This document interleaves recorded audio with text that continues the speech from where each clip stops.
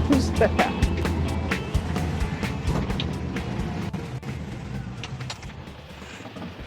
Hey, Tom! Man, you're just in time to help me work on the Chevelle. How in the heck did you get out of the office today? Well, every once in a while, Chuck, they let me out. I'm glad of it, man. You know, I haven't seen this thing before. What do you got here? Yeah, this is our Holley shop truck. It's a 67 C10. Nice, nice. What do you got under the hood? Well, let's check it out. All right.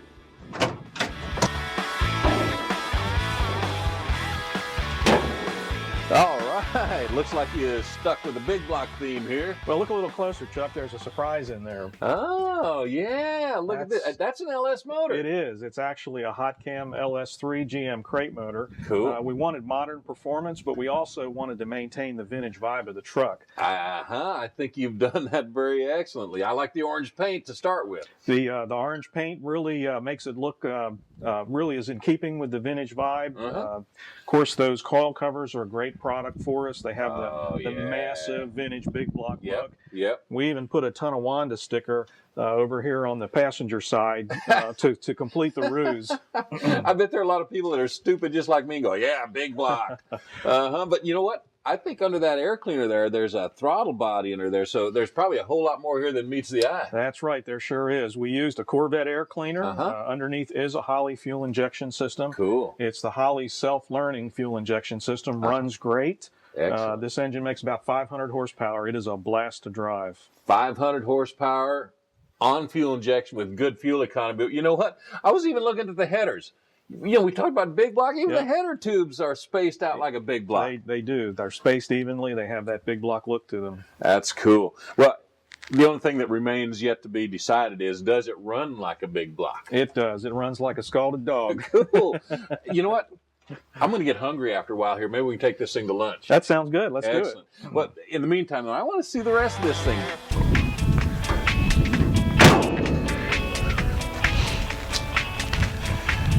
You know what? I really like what you've done with this thing. You've kept that vintage theme through the whole deal. Yeah, we sure did. From the wheels to the old-timey truck lettering on the door. Yeah. We even kept things like the old-style mirror, the fuel filler, which is blocked off at this point. Yeah. But, you know, all those features just give the truck its vintage look. Absolutely. I noticed you even kept the white grille and the headlight bezels, sure the whole did. deal. Yep. These wheels, though, those are definitely vintage. They really help make this thing. Yeah, they do. They're pretty neat. Actually, I had been collecting photographs off of eBay of vintage Halibran wheels, and these are actually styled after the vintage Indy Roadster wheel, which is a 6-pin knockoff. And we thought, hey, wouldn't it be cool to put, you know, to keep the 6-lug feature. This was a 6-lug truck originally. Sure. Yeah. So when we had these wheels made, we had them made with the 6-lug pattern. Are they actually Halibran wheels then? No, they're actually a set of custom-made wheels that look like the Halibran. Wow, they knocked them off for sure. And speaking of knockoffs, those things work? They do work. Oh, cool, cool. So form and function there. If you'll notice, peeking out through the windows, there's a monster set of bare brakes. So this truck stops as good as it goes. You got them front and back then too? Yes, sure do. Excellent. Yeah, very cool. Yeah. Man, the trim on this thing is perfect. It is. This was actually a very nicely restored truck. We loved the vintage color. This is an original Chevy color. You know, the interior is the original color.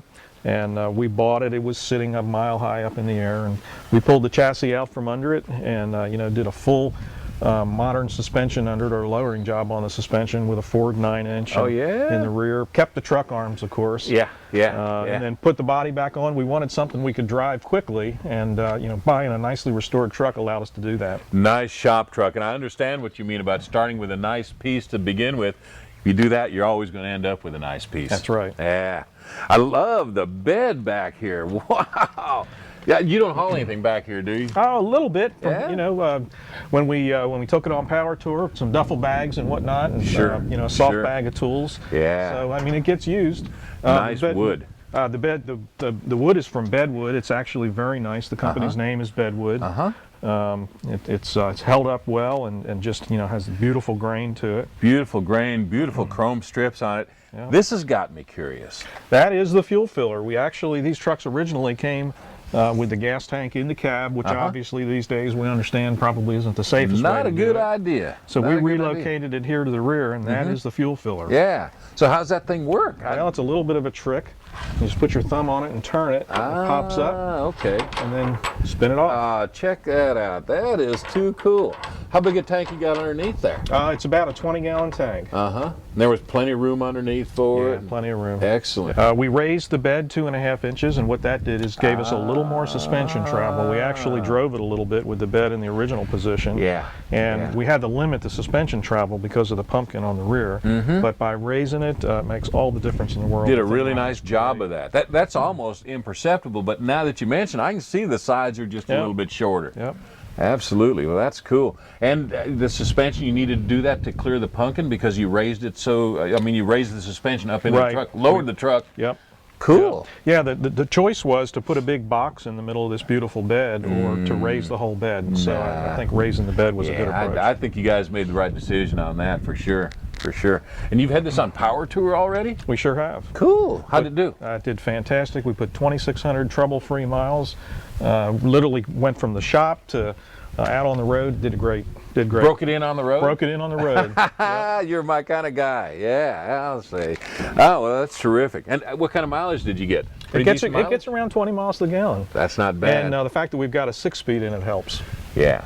And I know that you got a very active right foot, so that probably doesn't help. Well, that's the on the other side of it. That probably takes a little bit away from the gas mileage. But oh man, what a cool truck! Let's take a look at the inside. Whoa, this looks pretty comfy inside.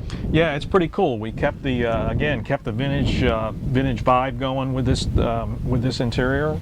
You can see it's got the rubber floor mat. It's got the sheet metal door panels. Yep. Radio delete. So this was probably the cheapest model truck that they had. Yeah, pretty much. It even only has one sun visor on the driver's side here, and on the passenger side you can see where the sheet metal is dimpled, where they would have put the brackets, but I guess they didn't check that box when they ordered the truck. This is a stripper truck for sure. The seat though doesn't look stock. It actually is a stock frame, and we had Gabe do new padding for it. And then it's got a mix of the metallic vinyl and then the original style cloth. How's it sit? It sits great. Yeah, you hit it on the Power Tour. You gave it the old butt test. Sure did. That's good, right. Good deal. I'm looking at the shifter. I see 6 speeds in there. What's with that? It is a 6-speed. It's a Tremec T56 Magnum. Oh, cool. I love to bang gears, and so I prefer my hot rods with 3 pedals. I hear you on that. Even got the vintage tack there. That is really cool. Yeah, we again wanted to keep that that vintage feel to the truck, and so we put the old column mounted sun tack there, which really the only performance modifications to the interior would be that tack and then the Hirsch shifter. Sure. I see that the trans tunnel looks like it's maybe modified a little bit to fit that transmission, or did you? We did. It had to be made a little bit bigger to get the T56 in there. That's cool. That's excellent. And as stock and cheap as this thing looked, for lack of a better thing, I see you put some air in there. We did. I mean, obviously when you're driving something across country, air makes it a lot more pleasant. And it's a vintage air setup. Yeah. Small cab like this, I imagine you probably get it chilled down pretty good in here. It does. It does.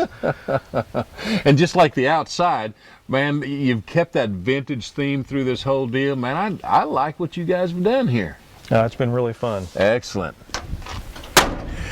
Tom, while we were looking at the interior there, I got to thinking about that rear suspension and how you raise things up and all. I want to take another look under there. Grab a jack. Let's take a look. All right.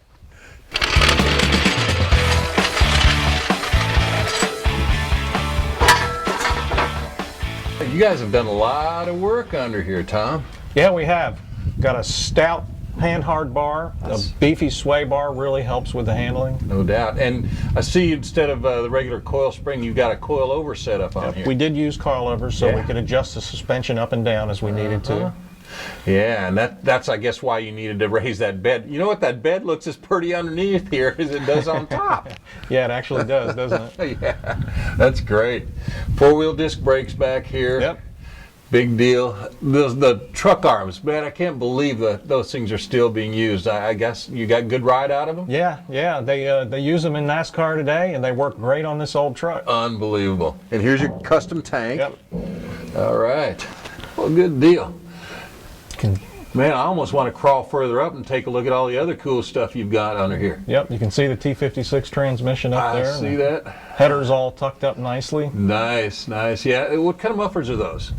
They are actually aero chambers, hooker aero Oh, the hooker aero chambers, yeah. They got kind of a unique shape to them. I couldn't quite make it out under here. Cool deal. Yeah, got the low car emergency brake set up. Yep. Raise the cross member to get a little more clearance. The cross members in these hang down. Oh, yeah. When you lower it this much, you got to get them up. So did you just use the stock cross member and just section it then, or do you totally fab up a whole It's new an one? aftermarket cross member. Okay, good deal. Cool. Oh, now I see. I want to go up front and look at the front suspension too. Let's get out of here. Okay.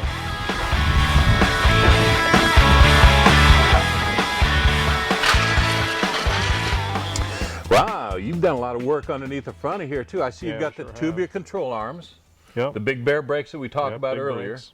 and even the reinforcing sleeves here on your tie rods. That's right. Man, I bet this thing handles like it's on rails. Yeah, it really does. We love taking it out and racing it. We actually had it at Mountain Spring Raceway in Pahrump, cool. Nevada. Yeah. For the Optima Ultimate Streetcar Invitational. Man, that's a mouthful. I just say that 10 times real fast. It really is a mouthful. We love beating on it. We've autocrossed it a lot. We've drag raced it a lot. And I love driving it around town, even taking it home on the weekends. Just, it's a lot of fun. That's cool, man. That's what it's all about, having fun with these things here, you know? Wow, this thing is really cool. I like everything that you've done with it. Thanks, Chuck. You know, I was just thinking though, or my stomach's doing the thinking for me, and I looked at my watch to validate this. It's Mine time too. to get something to eat. I agree. I get a little joint just down the street here. You know, just a short drive, so we Okay, won't sounds starve on good. our way over there. Sounds good. But I'll tell you what, if you fly, you can buy. Wait a minute, Chuck. I don't think that's the way it works. I think if I fly, you buy. Okay, good enough.